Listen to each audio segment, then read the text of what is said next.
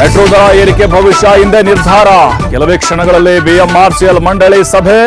5ರಷ್ಟು ದರ ಏರಿಸಬೇಕಾ ಇಲ್ವಾ ಎಂಬುದರ ಬಗ್ಗೆ ಸ್ಪಷ್ಟತೆ ಸಾಧ್ಯತೆ.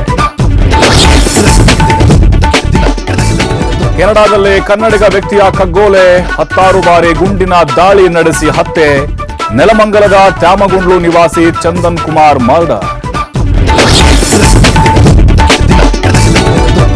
ಮಂಡ್ಯದಲ್ಲಿ ತಾಯಿ ಮತ್ತು ಮಗಳು ಆತ್ಮಹತ್ಯೆ ಪ್ರಕರಣಕ್ಕೆ ಟ್ವಿಸ್ಟ್. ಮೃತ ಯುವತಿ ವಿವಾಹಿತನನ್ನ ಪ್ರೀತಿ ಮಾಡುತ್ತಿದ್ದ ಆರೋಪ. ವಿಷಯ ಗೊತ್ತಾಗಿದ್ದಕ್ಕೆ ಸೂಸೈಡ್ ಮಾಡಿಕೊಂಡ ಶಂಕೆ. ಸಿಎಂ ಸಿದ್ದರಾಮಯ್ಯ ಬೆನ್ನಿಗೆ ನಿಂತ ಹೈಕಮಾಂಡ್. ಬದಲಾವಣೆ ಬಡಿದಾಟ ಜೋರಾದರೂ ವರಿಷ್ಠರು ಸೈಲೆಂಟ್. ಪಂಚರಾಜ್ಯ ಚುನಾವಣೆ ಹಿನ್ನೆಲೆ ಮುಂದುವರಿಕೆಗೆ ಗ್ರೀನ್ ಸಿಗ್ನಲ್.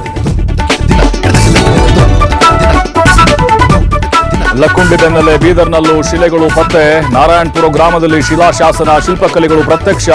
ಪುರಾತನ ಕುರುಹುಗಳು ಪತ್ತೆಯಿಂದ ಗ್ರಾಮಸ್ಥರಲ್ಲಿ ಕುತೂಹಲ.